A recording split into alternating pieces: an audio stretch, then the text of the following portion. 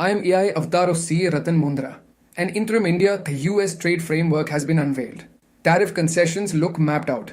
But energy, especially oil, remains the hardest and most sensitive piece. Here's what the page reports and what it could mean for businesses, farmers, markets, and supply chains. The report signals three headline directions. 1. An interim framework is out, with a final deal indicated around March or mid-March. 2. India is positioned to cut or eliminate tariffs across a large set of US industrial goods over time. 3. There's a stated pathway to a very large trade volume. Figures on the page point to a $500 billion over 5 years ambition. If your business is in gems, select engineering parts, or processed foods listed, the biggest commercial upside is margin expansion or price competitiveness, but only if rules of origin and product classification align with the final text. For textiles, leather, chemicals, marine, even partial tariff reduction could shift US buyers' sourcing decisions. For metals, the lack of relief suggests continued pressure. Expect buyers to keep negotiating price or to diversify sourcing. On the import side, the page lists what the US gains. Over 90% industrial goods, tariff elimination or duty cut spread over a decade, and quota-based reductions. Large cars above 3,000 cubic centimeters. Duty staged down toward 30% over time, again with quotas. Alcohol. Duty cuts linked to a minimum import price. Apples and cotton. Duty cuts only for specified quantities. This signals a strategy. Protect politically sensitive staples and dairy, while offering calibrated openings where inflation control, consumer choice, or industrial input needs can be defended. The document-style summary on the page stresses that staples and dairy remain protected. The no concessions list covers grains, key pulses, poultry, meat, oilseeds, ethanol, tobacco, and dairy. That means broad-based farm import liberalization is not the headline here. Any opening appears selective and quantity-bound. For food processors, it means input cost relief won't be universal. Gains may show up only in specific items or quotas. Expect lobbying and policy scrutiny around animal feed and edible oil, because even small changes can cascade into dairy, poultry, and inflation. The roadmap shown suggests sequencing.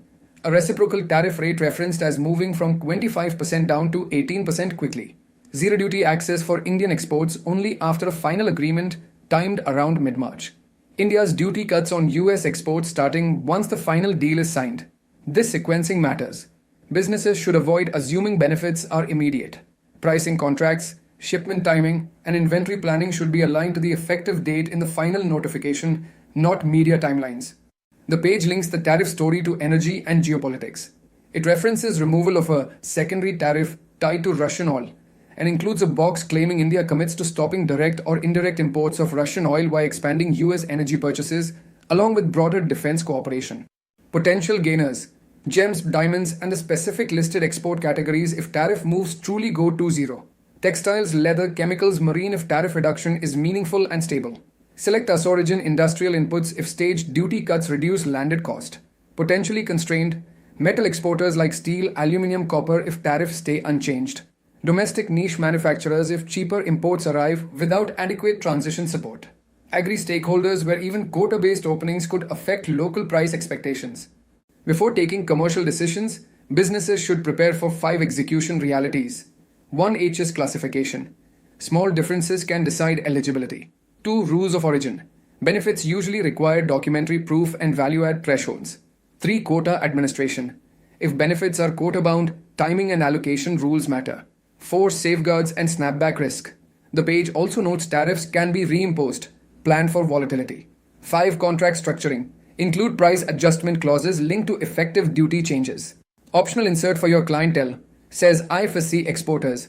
If you operate export units, treat this as an opportunity to pre-negotiate with US buyers, but only commit once the final notification clarifies eligibility, origin, and timelines. This summary is based on the newspaper page provided.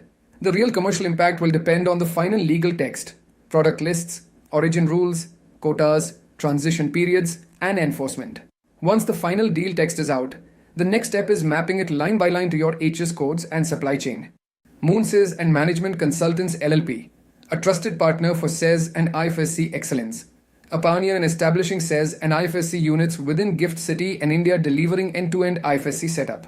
Operational support and handling complaints, risk management renowned for deep expertise in regulatory approvals, capital markets, fund management, insurance, finance company, foreign university BAT, and ancillary regulations and fintech, expertise in customs clearance for aircraft and ship procurement, leasing, GST, DSPF, IFSCA comprehensive support covering registration, reporting, and regulatory transitions, ensuring ring fencing, transparency, and global compliance standards.